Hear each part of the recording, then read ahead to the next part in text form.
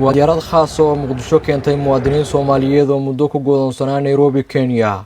Dowladda Soomaaliya ayaa dadgureynaysa muwaadiniinteeda ku xayiran wadamada uu sida baan u saameeyay coronavirus. Safaaradda Soomaaliya ee dalka Kenya ayaa ku dadaashay hirgelinta socdaalkan oo la ogolaaday kadib markii shaybaarka wasaaradda caafimaadka Kenya uu xaqiijiyay inay yihiin kuwo bad qaba oo ka feeyow corona, taasi oo u fududeysay inay dib ugu soo guryo noqdaan Soomaaliya.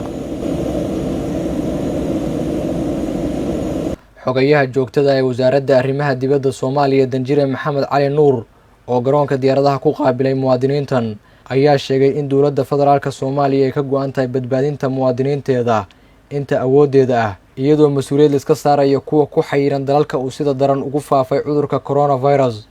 waxay soo qaaday oo ay keentay muwaadiniin Soomaaliyeed oo ku xanibnaa waddanka Kenya oo ay ku jiraan xildhibaano ku jiraan oo ay safiirro ku jiraan iyo shacab ganacsi cid walba leh oo halka waqtigu ugu dhacay ayaa maanta Ilaahay mahadii halkan la keenay.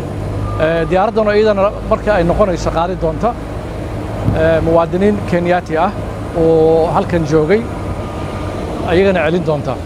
marka tii ugu horeysay oo maanta aan halkan ku soo dhaweynay waxa kale oo jiri doona in muwaadiniin kale oo Soomaaliyeed oo number aad u fara badan ah laga keeni doono dalka Pakistan. waxaa jira qaar kale oo laga keeni doono Imaaraadka iyo sidaad horey u ogeydeen qaar laga keenay Turkiga, kuwa kalena laga keeni doono. muwaadiniinta Soomaaliyeed oo maanta halkan diyaaradan lagu keenay tiradoodu waa 114 waxaana qayb libaax ka qaatay wasaaradda caafimaadka, wasaaradda duulista iyo hawada, wasiir Omar iyo wasiir Fawziya. ayagana aad iyo aad baan ugu mahadcelinaynaa taakuleyntii ayna siiyeen.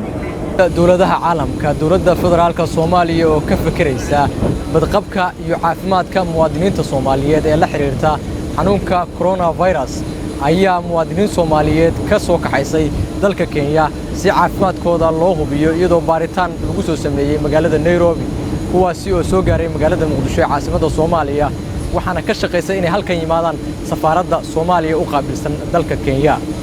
waxaana ku soo dhaweeyay mas'uuliyiin ka tirsan wasaaradda arrimaha dibadda dowladda federaalka ee Soomaaliya.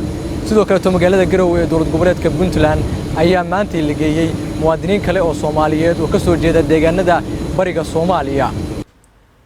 shaqaalaha garoonka Aadan Cadde iyo ciidamada nabadgelyada ayaa ka digtoon COVID-19. masaafo kala fogaanshaha dadka ayaa la dhowrayaa. jeermis dile ayaa markan lagu buufinayaa boorsooyinka dadka baxaya oo u jihaystay wadamo kale. waa ajaanib iyo muwaadiniin Soomaaliya oo haysta dhalasho labaad oo ka dhoofaya garoonka diyaaradaha Muqdisho goor ay dowladuhu ka fekerayaan caafimaadka dadyoogooda.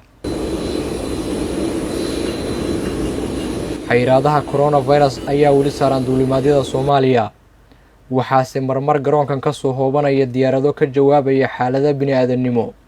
keenista muwaadiniintanina waxay bilow u tahay daadgureynta muwaadiniinta Soomaaliyeed ee ku xayiran dalalka uu sida baan u saameeyay COVID-19. Maxamed Muuse Tarsan, warbaahinta qaranka, Muqdisho.